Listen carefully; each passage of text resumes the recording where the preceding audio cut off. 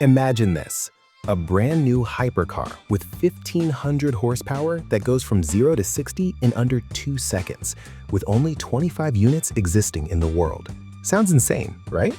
Now imagine paying $2 million up front, waiting 5 years, and never getting a car.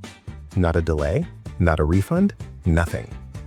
Today, we're pulling back the curtain on the dark side of the supercar industry, the part you never see on Instagram.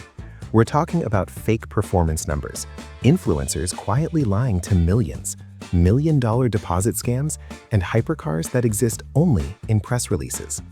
Stick around, because by the end of this video, you'll never look at a new hypercar reveal the same way again. Let's start with something important. The supercar world doesn't actually sell cars. It sells dreams of speed, status, power, and exclusivity. It's the idea that owning a machine makes you part of a secret elite club, and that fantasy is insanely profitable. Here's the trick. Most people never see these cars in real life. They experience them through photos, spec sheets, and viral clips, which means perception matters more than reality. And that's where things start getting shady, because when nobody can verify the truth, you can say almost anything. Let's talk about performance claims. You've seen them. 0 to 60 in 1.7 seconds, a 300+ miles per hour top speed, 2,000 horsepower, and the title of fastest car in the world. Sounds impressive, but here's the uncomfortable truth. Many of these numbers are never independently tested. Some are based on simulations, some are theoretical, some are calculated under perfect conditions that will never exist, and some are just made up. Here's how the trick works. A company announces a hypercar and releases insane specs. Media outlets repost it instantly, YouTube thumbnails explode, and everyone talks about it. But nobody asks if this was tested by a third party, if it was done on a real road, or if the car was even finished. Because by the time anyone asks those questions, the hype already did its job and the deposits are in. Here's the loophole. There's often no legal requirement to prove performance numbers unless the car actually reaches production.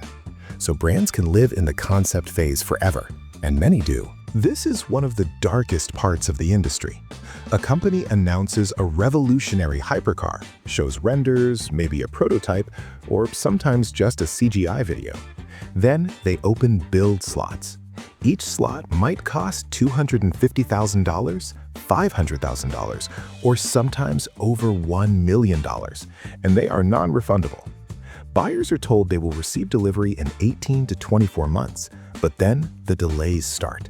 They cite supply chain issues, engineering challenges, regulatory hurdles, new testing requirements, or global events. Months turn into years, and slowly, communication fades. Emails stop getting replies, updates become vague, and social media goes quiet. Some buyers eventually realize the truth. There may never be a finished car. And legally, the contracts are often written so the company isn't technically breaking the rules because buyers didn't purchase a car. They purchased a reservation agreement. There is a huge difference. Let's slow this down because this part is wild.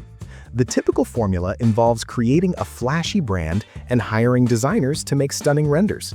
They claim revolutionary technology, promise insane performance, and announce extreme scarcity to collect massive deposits and then delay forever. And the scariest part? This doesn't always start as a scam. Many founders genuinely believe they can pull it off. But building a hypercar isn't like launching a startup app. You need hundreds of millions in funding, manufacturing partners, safety testing, emissions approval, complex supply chains, and real engineering talent. Once costs explode, reality hits. Instead of admitting failure, some companies just keep selling the dream with new renders, new versions, and new promises.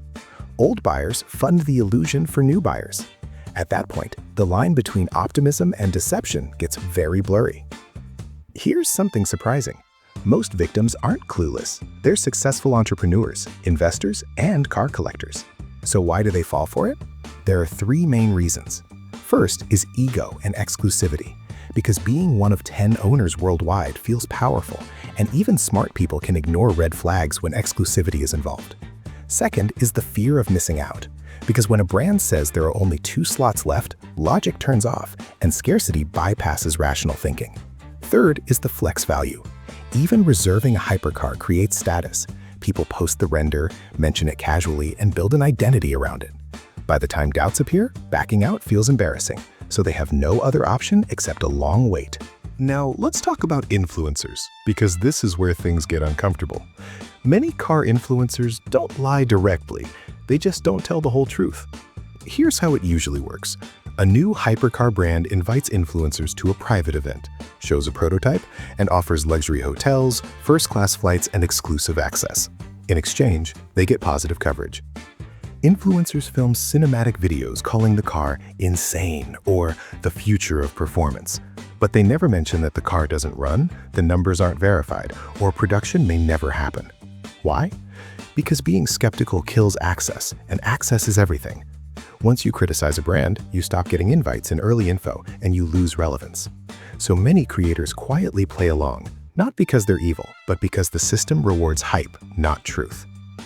Here's another uncomfortable truth. Some influencers showing their hypercars don't own them at all. These cars are often rented by the hour, borrowed from dealerships, or provided by friends as part of short-term promo deals. But the content implies ownership, which creates a feedback loop where viewers believe success looks like this, aspiring creators fake success, and brands exploit the illusion until the line between marketing and reality disappears. Let's talk about vaporware, a term borrowed from tech referring to products that are announced but never delivered. In the supercar world, vaporware thrives because there's no centralized regulation. Buyers sign private contracts, media repeats press releases, and fans defend brands emotionally. Some hypercars stay in development for over a decade with new renders, new horsepower numbers, and new top speed claims every year, but no finished car. At some point, the brand becomes a content machine, not a car company. And surprisingly, that can still be profitable. You might wonder why journalists don't expose this more aggressively. There are 2 primary reasons. First is the legal risk, as these companies are often extremely aggressive legally. Calling something a scam without ironclad proof can end careers. Second is industry politics. Auto media relies on access, and access depends on relationships. So criticism becomes soft, vague, or hidden between the lines. You'll hear phrases like, ambitious roadmap, still in development, or facing delays, instead of the blunt truth that the car might never exist. Let's talk about the human side. Some buyers lose millions, ruin relationships, or go quiet out of embarrassment. And it's not just buyers. Engineers get hired and then laid off. Designers move countries for jobs that disappear, and suppliers never get paid. All because hype came before reality. And yet, the cycle continues because the dream is too powerful. If you love cars, this part matters. There are major red flags to watch for, such as a lack of independent testing, constantly changing specs, and endless delays with no transparency.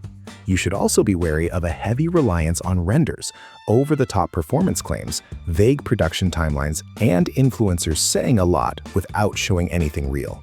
Finally, watch out for limited slots pressure and non-refundable deposits. While 1 or 2 of these might be normal, seeing all of them together is a huge warning sign. Let's be fair, there are legitimate manufacturers doing incredible work. Some take years quietly developing before announcing anything. Others underpromise and overdeliver, and some allow real testing and criticism. The problem isn't ambition, the problem is selling fantasy as fact. You might be thinking you'll never buy a hypercar, so who cares? Here's why it still matters. This culture affects online trust, influencer credibility, business ethics, and consumer expectations. When hype replaces honesty, everyone loses. And the same tactics now show up in crypto, startups, courses, and online brands. The supercar world is just the most extreme version. The fastest thing in the supercar world isn't a car, it's hype. It moves faster than engineering, faster than truth, and faster than accountability. Once you learn how it works, you start seeing it everywhere. So next time you see a headline screaming about the world's fastest hypercar revealed, pause, ask questions, and look deeper. Because sometimes the most impressive thing about a car is how well it sells a dream that doesn't exist.